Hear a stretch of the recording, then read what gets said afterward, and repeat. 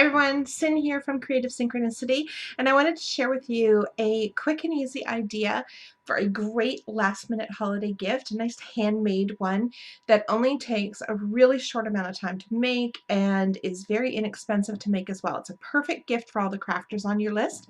It's a little bag to hold project supplies. So this is something that you could easily, carry with you when you're traveling, carry around, if you've got a long commute or you just want to have something on hand for in a waiting room or, any of those kinds of purposes where you might want to take a little project along with you. This is perfect for it.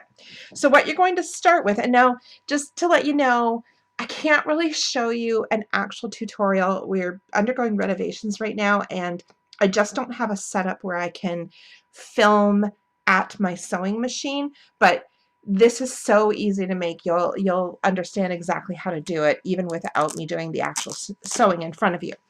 So first thing you're going to need is a placemat. I pick mine up at the dollar store. They around here run anywhere from 4 for $1 all the way up to $1 a piece. Still very economical even at that price. I look for ones that are a little bit thicker or stiffer. You don't want anything that's too flimsy since it is going to be the base of the bag. If you find something though that you're in love with and it's a little bit thinner and not as sturdy, my suggestion to you is that you get a couple of them and you can just do a quick sew around and sew them together. The other alternative is that you can sew a couple of them together and stick some interfacing, just some iron-on interfacing or something like that on the inside of it, and that will make it a lot sturdier as well. So you've got the placemat, which means, the nice thing about the placemat is that it's already done for you, so there's no, finishing off of the edges or anything like that. Then you're going to need some ribbon for each end because that's going to make the handles. So this is about 10 inches of ribbon.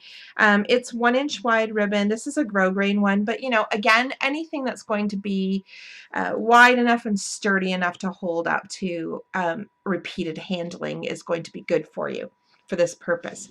And what we've done here is just stitched.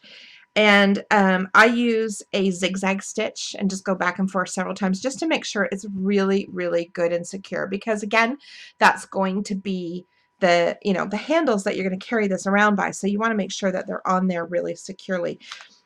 This was a project that that my mom brought to me when she came to visit, and I thought it was absolutely genius, and I've started making them, and I'm actually working on one right now for my daughter for Christmas for her cross stitch projects.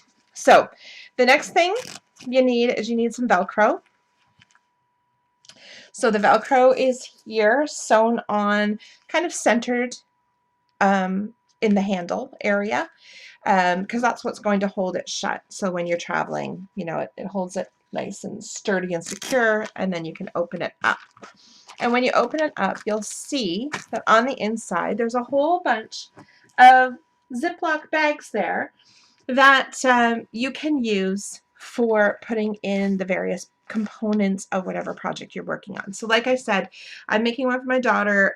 She mainly enjoys cross stitch and Zentangle, and I mean, this wouldn't work for a large piece of paper type of Zentangle project, but for a small little kind of a notebook or something like that, you could certainly fit that into one of the bags, and some of your pens and that kind of thing. Or she could easily put a cross stitch project into this. I've used mine for paper quilling projects. It's perfect for like a small art journaling project that you want to carry around with you, or a small scrapbook type thing. There's all kinds of things you can do with it. It's probably not big enough really for most knitting and crocheting projects because of the size of all the balls of yarn and that kind of thing, but almost anything else could be used in this. So I've got 6 bags in here to be the little sections inside to hold the different components of my project. And they are all 1-quart zipper type storage bags. So we're going to adjust the size of them by trimming them down. So you can make them be whatever sizes you want. Now, I found that, you know, you might think, well, why wouldn't you make all 6 of them really big so that you've got as much storage space as possible? Well, for one thing, that bulks it up, right? Then you've got, you know, 6 layers of bulk all the way going up to the top on each side, and it will end up making your bag a lot thicker and maybe not hold together with the Velcro as easily. You know, it just doesn't work quite as well. So this kind of spreads it out a bit. But plus, you need to consider the types of projects you might put in here. For example, for the cross stitch, you know, here's a nice big bag, almost the full 1-quart size. And that's great because she can put, you know, a small project that she's working on, the cloth, right in the embroidery hoop. It'll fit nicely in there. But you wouldn't want necessarily a bag this same size to put in, say, the needles and the little embroidery scissors and things like that, or your threads. It would all get all tangled together. So that's where some of these smaller bags come in handy. This is perfect for putting extra needles and maybe a pair of those embroidery scissors. And then you've got other bags for putting the different threads and things like that. And you can keep things really organized and from kind of getting all jumbled together and bouncing around too much too. So what I found was the easiest with this was to lay out my 6 bags, and I overlapped them to stagger them like this. And I didn't cut them yet. I left them exactly as they were. And I'll show you. I don't know how well you can see that, but there's this little flap there from one of the bags. That's from the bigger bag. You know, that's kind of poking through as to where I layered them and stacked them up together to sew them down. Because this is just such a small little flap, I didn't even bother cutting it off. You don't need to. It really doesn't show, so it doesn't look messy, and it doesn't get in your way or anything. But obviously with a tinier bag like this, you're going to have quite a large flap sticking out, and you're going to want to trim that off. But I do my trimming after, and maybe I don't know if you can see.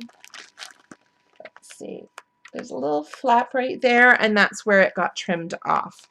So I just find it's much easier rather than trying to cut them down to size and then stack them up and keep them from slipping and sliding around when you're working with some of the really smaller bags, all of that. I find that just gets too complicated, and it's a lot easier just to stack them up. And then you're going to need a piece of ribbon that goes all the way across your placemat that you're going to sew down. I'll turn it over so you can see. Hopefully, I know it's not that easy to see, but it's stitching all down around the edge of the ribbon. Okay, and that is going to hold all of the bags in place. So once I get that stitching done, then my very last step in finishing this off is to go in and find whatever those flaps are that are, you know, in the way and sticking out, and then I give those a little bit of a trim. And you don't need to worry because the stitching is going to form a new bottom for the bag, and so nothing's going to fall out.